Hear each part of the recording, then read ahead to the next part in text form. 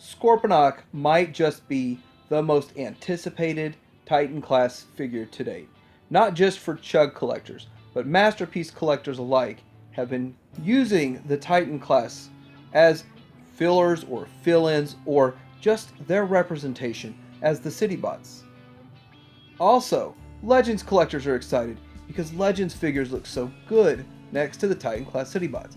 But will Scorponok be the last of the Titans?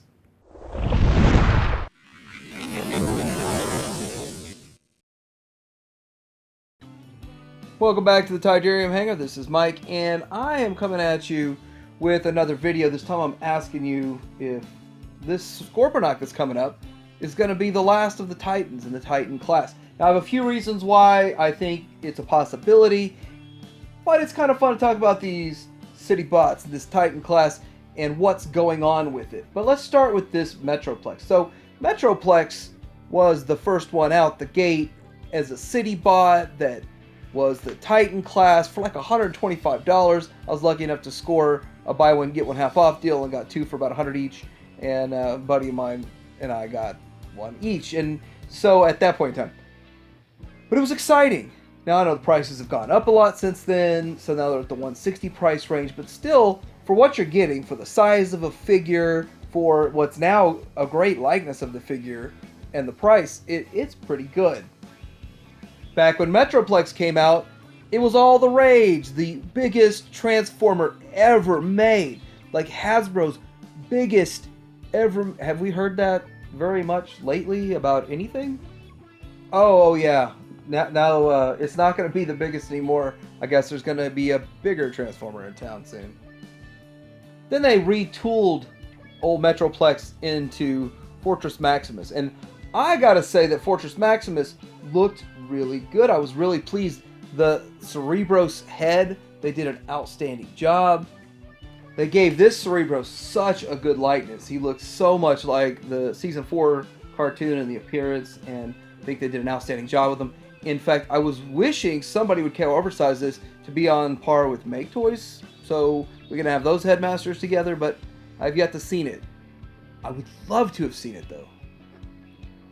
I still found it shocking how they could take this very stylized Metroplex, retool it a bit, and change a few things, and make a more G1-esque Fortress Maximus. And still, the funny thing is people chase down Metroplex and pay more for Metroplex than the Fortress Maximus. I think the Fortress Maximus is a great figure.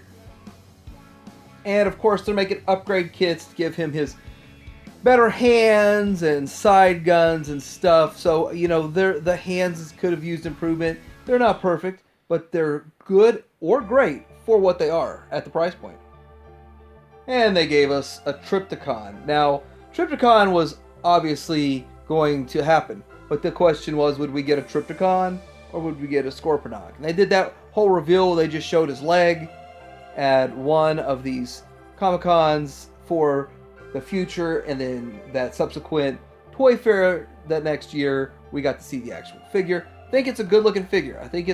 I kind of wanted it to be a little bit bigger. I felt he was on the small side, but I still think he looked good. It looked good in both modes. He did have a problem with his hips, and those hips don't lie, they break. Well, the ratchets do.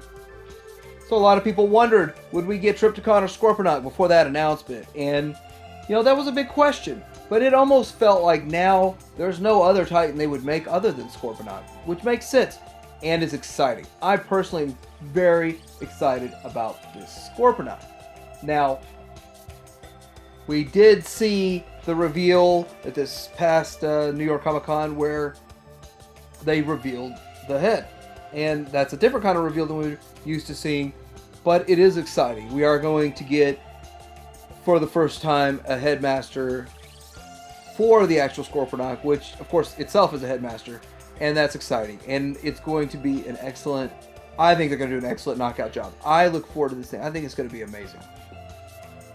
And I think that people are most excited about this because, well, there's not much out there along the lines of third-party representations.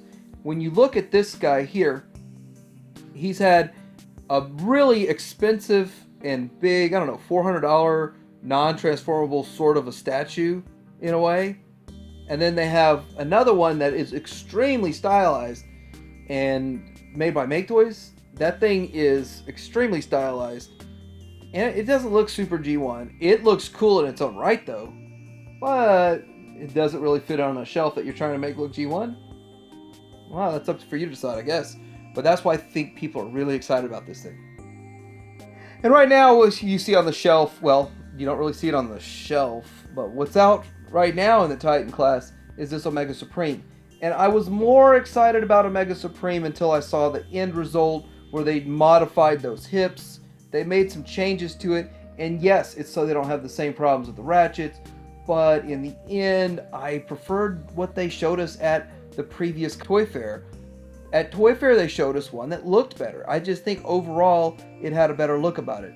But the difference here also is that there are 3 extremely good options by third party, and a couple of them aren't much more than the 160 price point. I think you're looking at going to 220 or 230, and in some cases maybe less than 200 on sale. So you're looking at kind of a difference here.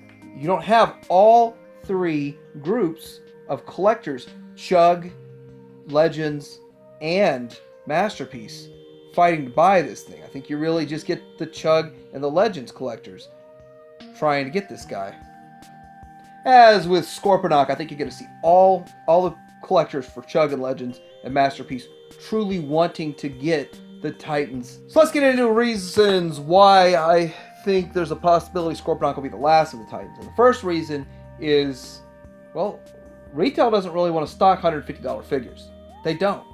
It's just not happening. You don't see, well, have you seen one of these on the shelf? Did you see a Triptychon? Did you see, how many of these Titans have you seen on the shelf in the last 3 years?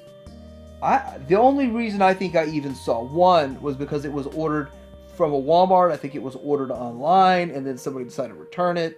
And that, I've been seeing a lot of that kind of stuff showing up. I've even seen Combiner War stuff showing back up at Walmart's, which is crazy. But I don't see anywhere on the planogram for 3 years a Titan at Walmart or Target that has not been on the planogram, has not been in the cards for them. Toys R Us would stock them, but Toys R Us is not a factor anymore in the US. Even the very, very, very, very small presence they plan to have by the end of this year still won't make a difference or an impact on Titan class. And in order to keep the prices down, they got to make a lot of them. They can't just make a small run of, say, 8,000 and keep pricing it at 160. The price has to be like 250, 300 if they're going to be profitable at that. So they need to make a whole bunch of them. The biggest problem is the majority of these sell at discount chains such as Ollie's, Burlington Coat Factory, Ross, TJ Maxx, Marshalls. All those places, that's where they're going. I've personally seen Titans at Ross myself. Seen them at Burlington Coat Factory and bought them there. I've personally seen, well, I've seen reports of Ollie's. I don't have one near me, but I wish I did, because I'd be going and buying me a whole bunch of these Titans. But they're selling for between 40 and 60 at those places, depending on their price point, I guess, depending on how they purchase them. And I'm betting that's either at cost or below cost. So a company just can't keep making stuff and selling it below cost, can they? The next question is, well, what figures would they make? What's left? They've made so many already. They've pretty much made all the city bots. Well, who would they make after Scorponok? And when you look at that, you say, well, Primus, and yeah, but then you're going to be like, okay, he's still going to be, what, a lot smaller than Unicron, or shouldn't it be on par with Unicron? How exactly would that work? And then again, how popular would this character be? How many people would really want to spend $160 on this guy? I don't know. See, I don't know this stuff. I'm curious what you think. Put it down in the comments. Who do you think they should make in the Titan class? And we're going to get into my predictions here in a little bit. And right in line with my first 2 reasons, the third reason falls in line with that, Commander class. I think the reason that they created this Commander class was so, number 1, it'd be a lower price point to have on the shelf. Number 2, you'd have a bigger Transformer as a presence. To see how well this sold. I mean, I think this thing went over very well. I don't know why Walmart put it down to $45 on clearance and clearanced them out and made me buy another one or 2. And I think that they're setting us up for this. They're going to make stuff that's bigger. They're going to charge us 80 instead of 160, but it's just slightly bigger than the old leader class size, to tell you the truth. But you know what? They're in the business of making money. But I think that this is evidence that they're going to steer away from Titan class eventually. Now getting into some predictions. Now I actually keep saying predictions. It's more like I wish they would do this.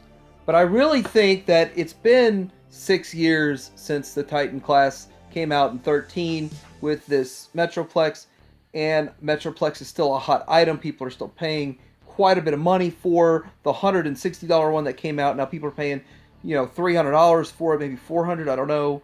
But I would love to see a true G1-esque G1 version of Metroplex as their final Titan. I would think it would make sense to go in line with the Earth Wars. It would go in line with what they're doing these days. It would make a whole lot of sense. Plus, I like the one that they made.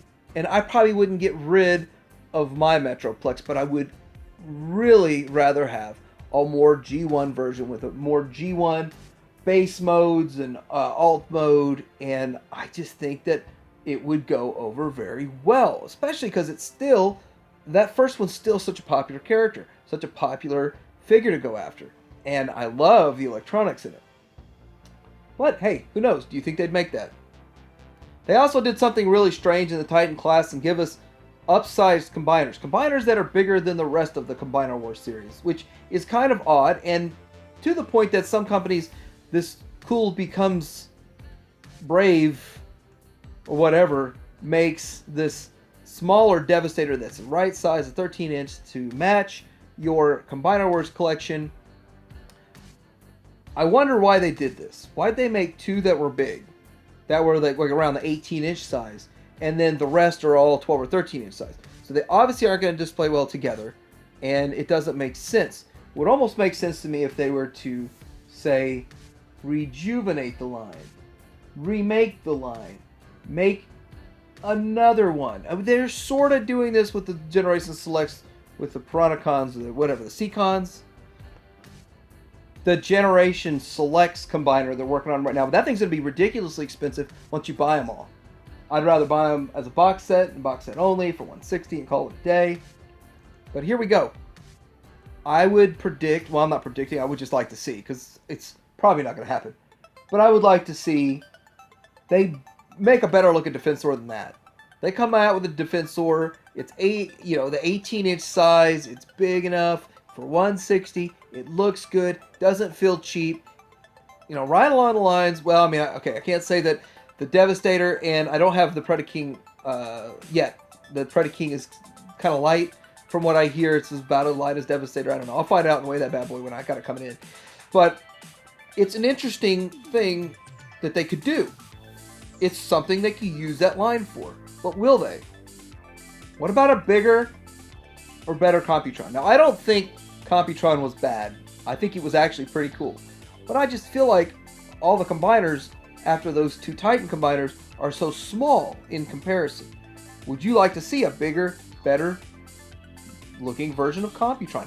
And the other thing is, they've kind of done away with this two different paint schemes. They seem to be going one paint scheme that's pretty good, maybe an exclusive now and then, but the paint scheme, it seemed like every single figure was released, both US and a Japanese release, under whatever they called it over there for the year, whether it was Unite Warriors or the Henkei or whatever.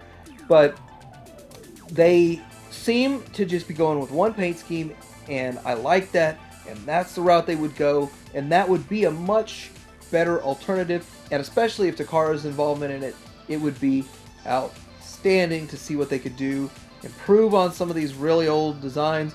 Yes, I don't want to keep seeing the same figures and characters made over and over and over, but to see larger combiners and have a larger combiner shelf might be a whole lot of fun.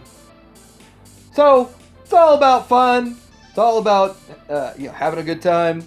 What do you guys think? Do you think that we will see more Titans made after this Scorponok? Hey, if so, what do you think will get made? Do you think we're seeing the end of the Titan class? Are you happy? Excited? Disappointed? Whatever? Let me know in the comments. Like, subscribe, try to hear him hang out. Scorponok.